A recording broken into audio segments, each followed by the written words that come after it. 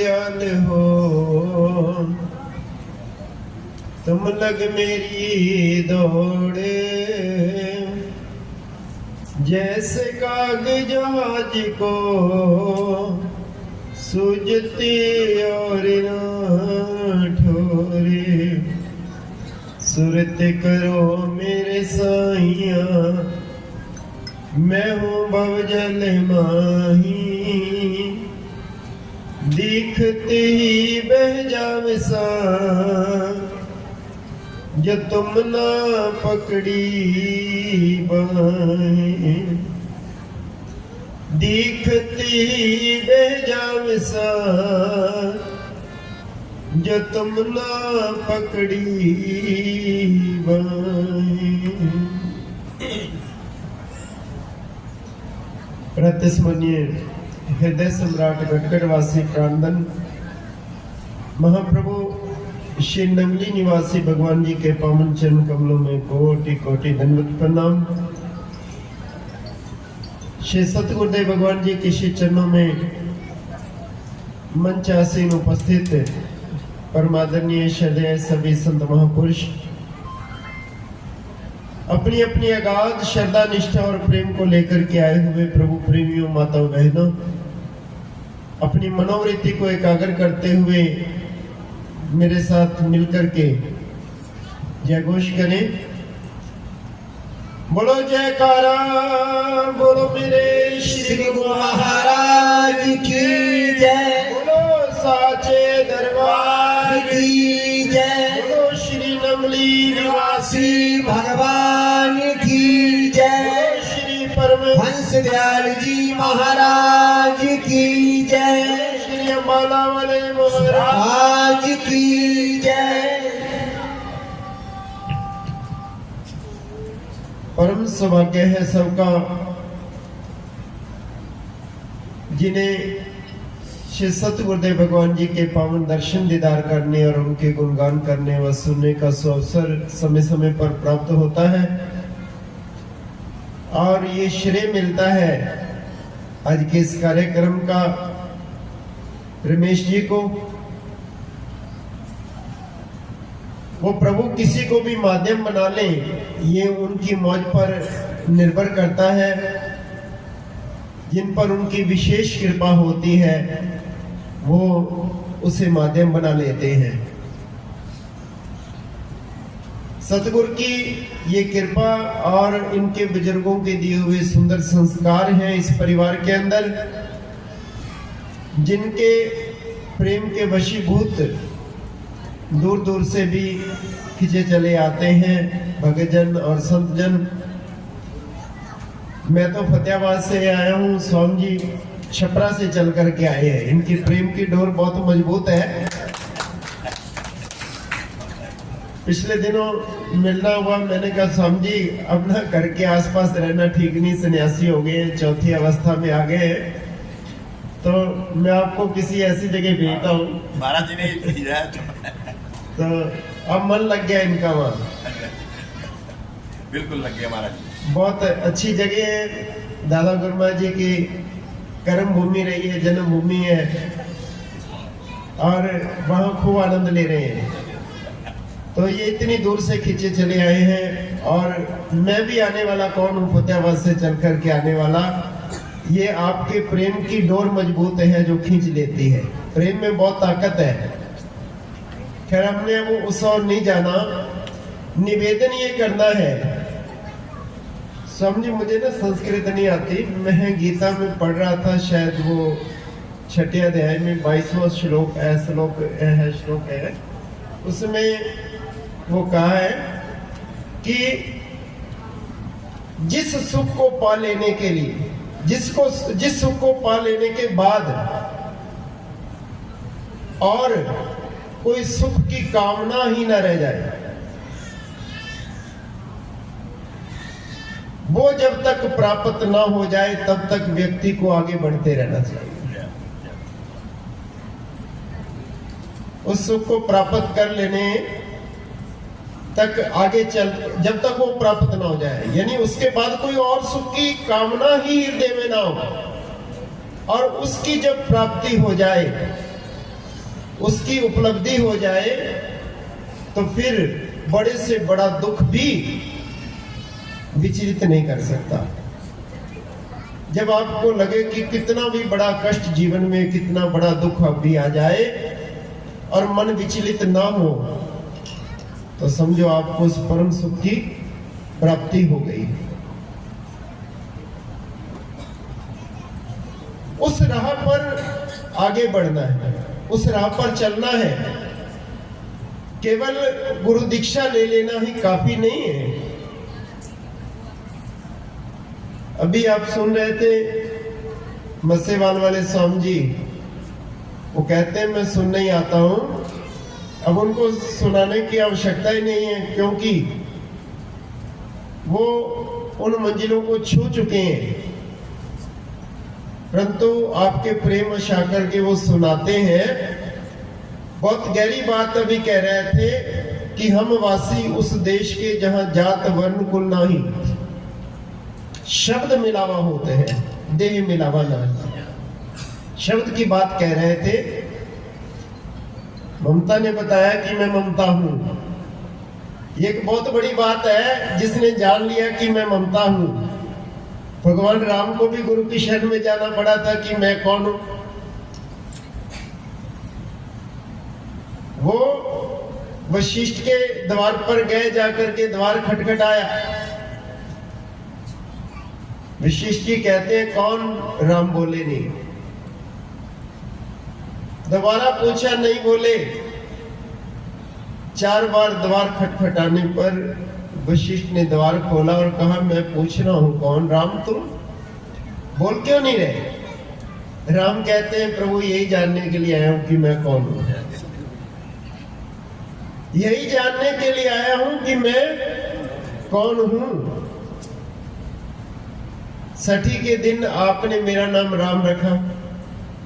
उससे पहले मेरा क्या नाम था? जब मैं मां के पेट में था तब मेरा क्या नाम था?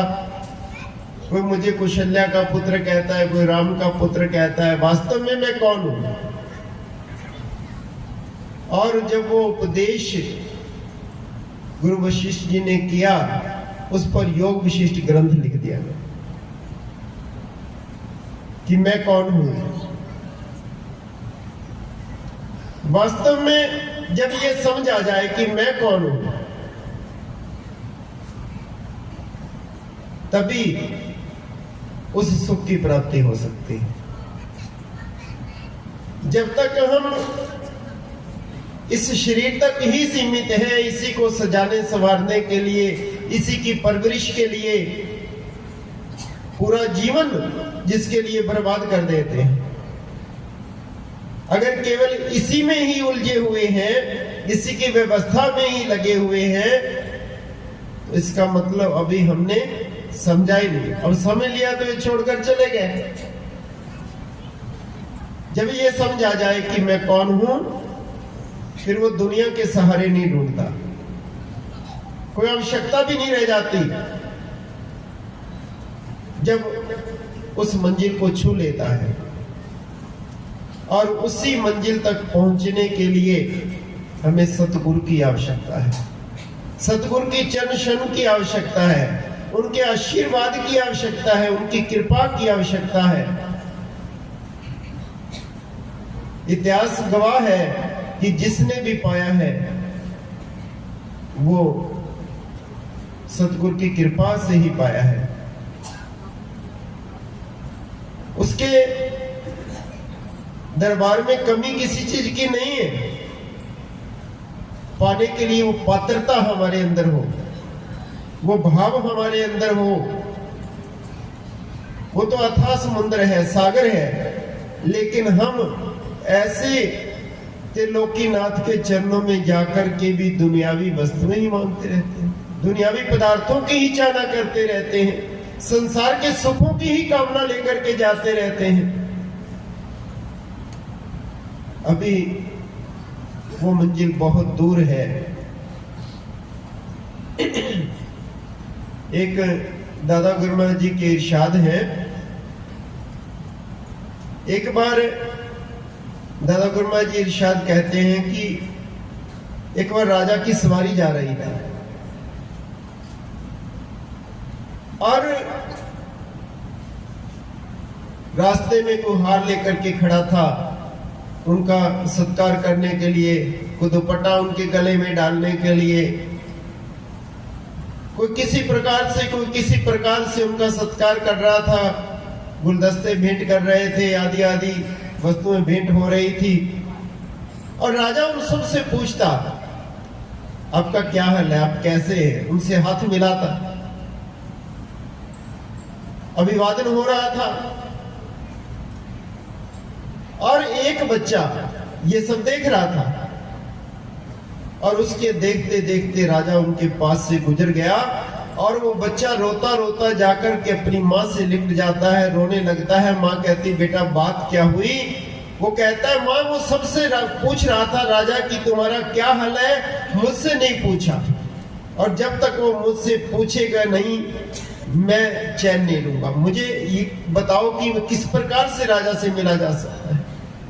माँ ने कहा, बेटा तेरा पिता दुनिया में नहीं रहा, हम गरीब हैं, कंगाल हैं, हमसे राजा कहां पूछेगा। लेकिन बच्चे की जिद स्वाभाविक, उन्हीं दिनों क्षेत्र में कोई महापुरुष आए हुए थे। मां ने उसे सांत्वना देते हुए कहा, बेटा तुम जाओ संत महापुरुषों की सेवा करो। वो सेवा अर्चना करने लगा, लेकिन मन में एक ही भाव था कि राजा से मिलना है। राजा मेरे को जिस दिन ये पूछ लेगा कि बेटा तुम्हारा क्या हाल है, तभी मुझे संतुष्टि होगी।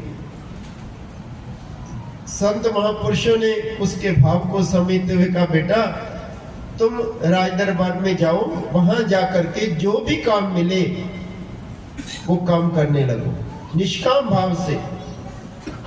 अगर तुम्हें कोई मजदूरी देने के लिए कहे तो आप कह देना कि ये मेरा अपना काम है, अपने काम की मजदूरी नहीं ली जाती, और लगन से आप वहां काम करना।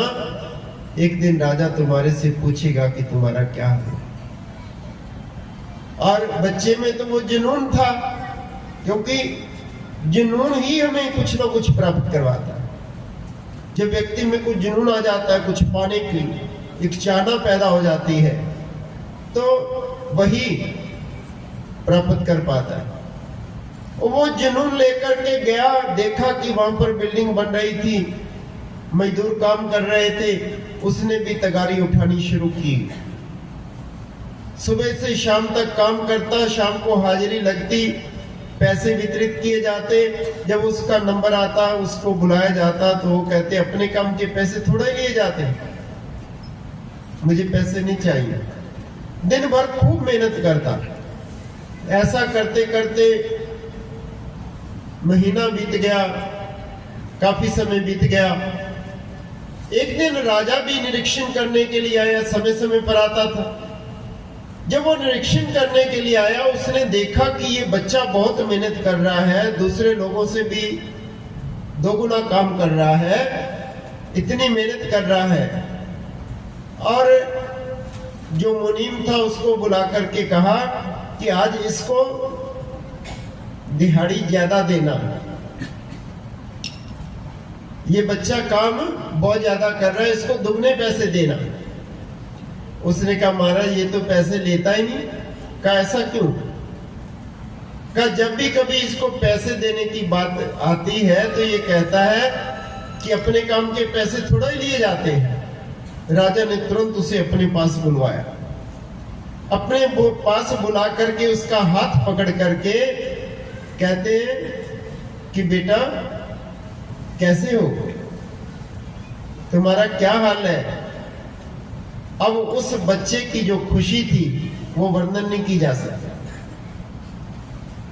राजा भी उसकी मेहनत पर खुश हुआ, उसके परिश्रम पर खुश हुआ, और उसने कहा कि जिस बच्चे से पूछा कि तुम दिहाड़ी क्यों नहीं लेते, तो उसने जब अपने मन की बात कही कि मेरी तो उसी दिन इच्छा हुई थी कि आप मेरे से पूछें कि क्या हाल है, और उसी इच्छा को लेकर के मैं दिन रात लगा हुआ था, और आज जो मैं चाहता था वो मुझे मिल गया। तो राजा ने देखा इसमें इतना जुनून है, ये बच्चा बहुत कुछ बन सकता है। राजा ने उसे किसी अच्छे पद पर उसे रख लिया और समय आने पर इतिहास कहता है कि वो राजा बन गया। राजा के यहाँ संतान नहीं थी। राजा ने उसके वो गुण देखते हुए, उसकी वो मेहनत देखते हुए समय आने पर उसे राजा ही बना दिया। तो कहने का अभिप्राय कि जो निष्काम भाव से सतगुरु के चरणों में प्रेम करता है, जो सच्ची श्रद्धा निष्ठा और विश्वास रख करके उनके चरणों में आकर के सेवा करता है, उनके दिए हुए शब्द का जाप करता है, उस शब्द से जुड़ जाता है जिस शब्द से जुड़ने के लिए हमारे वेद ग्रंथ शास्त्र और महापुरुष के अनुभव जो है वो हमें जो उपदेश करते हैं। जब हमारी सुर तो शब्द की पकड़ कर लेती है तो ये दुनिया की दौलत तो धक्के खाती है पीछे। जिसकी चाहना लेकर के जाते हैं, जिन पदार्थों की कामनाएं लेकर के जाते हैं, ये अपने आप पीछे दौड़ते हैं। ये सुख तो अपने आप, ये साधन तो अपने आप पीछे दौड़ते हैं। फिर किसी प्रकार की कोई चिंता का तो कोई विषय ही नहीं रह जाता, सब चिंताएं समाप्त हो जाती हैं। दुख में भी सुख की प्रतीति होने लगती है। ये स्वाभाविक है, ये सब कुछ प्राप्त होना। बस हमारा एक भाव सतगुरु के चरणों में जुड़ जाए, केवल उसी को प्राप्त करने की एक चाहना, एक कामना। अर्थ न धर्म न काम रुचि, पद न चाहो निर्वाण, जन्म जन्म रति राम पद, ये वरदान देवान।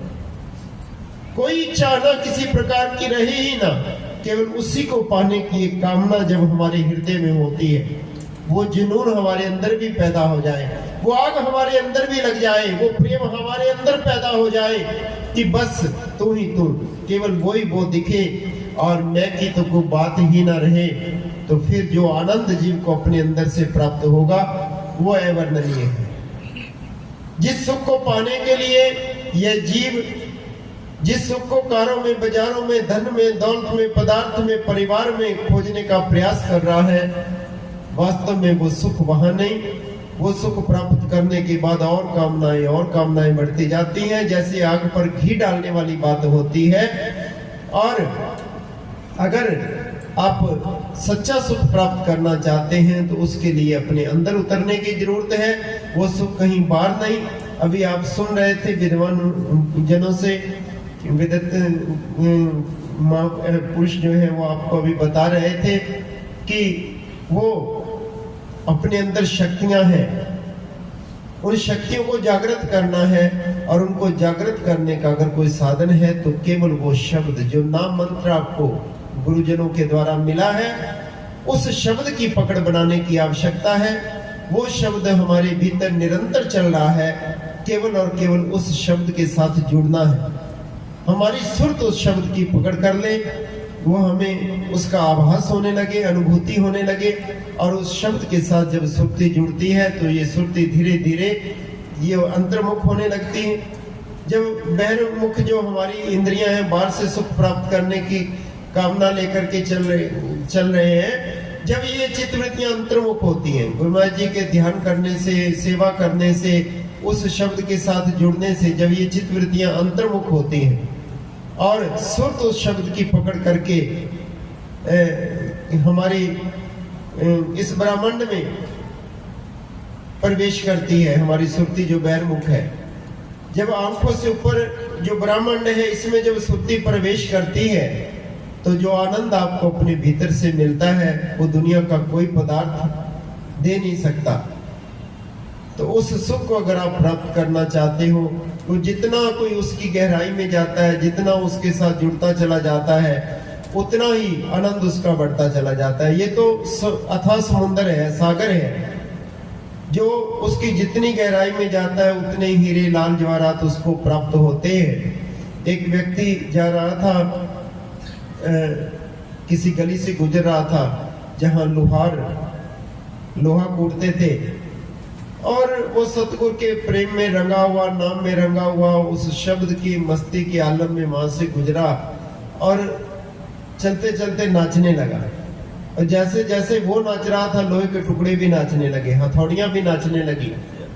किसी ने पूछा कि तुम्हें खुदा ने कैसी मस्ती बख्शी है, तुम्हें लगता है तुम्हें खुदा मिल गया? तो अपनी आंखें भर के, आंखों में आंसू आते हैं और नम आंखों से कहता है कि मैं तो नमक की एक डली हूं। वो अथाह समुद्र है, उसको प्राप्त करना मेरी क्या औकात है? ये तो मेरी खुशकिस्मती है कि उसने मुझे अपना लिया है। उसने मुझे ऐसे सतगुरु की चरण क्षण प्रदान कर दी है, ये मेरी खुशकिस्मती है। तो हम बहुत खुशकिस्मत हैं जिसको ऐसे त्रिलोकीनाथ श्री नंगली निवासी भगवान की सरदल पर जाकर सर झुकाने का अवसर मिलता है। इस समय दुनिया में अगर कोई अध्यात्म का कोई महान केंद्र है, रूहानियत का कोई भंडार है, तो नंगली दरबार से बड़ा मैंने दुनिया में कोई देखा नहीं। और दुनिया की दौलत और रहमत की तो बात ही क्या है, ये तो स्वाभाविक ही प्राप्त होती रहती है। मैं अक्सर कहता हूँ, वो दो लाइनें कहकर वाणी को विराम दूंगा कि मशहूर है आलम में साचा दरबार नंगली का, लेता है नाम अकीदत से सारा संसार नंगली का। जो प्यार से दामन फैलाए उसे हर चीज मिलती है, भक्तों के लिए रहता है खुला हरदम भंडार नंगली का। वैसे तो लाखों दीवाने आते हैं इसके दर पर, और मिलता है किस्मत वालों को प्यार नंगली का। यमराज भी उस खुशकिस्मत को झुक झुक कर सजदे करता है, हो जाए जो खादिम एक बार नंगली का। ऐ जरदारो, धन दौलत से भगवान का मिलना मुश्किल है, मिलता है प्यार के बदले में प्यार नंगली का। सतगुरु के चरणों में सबका प्रेम बना रहे, सबके प्रेम की तार जुड़ी रहे, जीवन सुख में हो, आनंद में हो।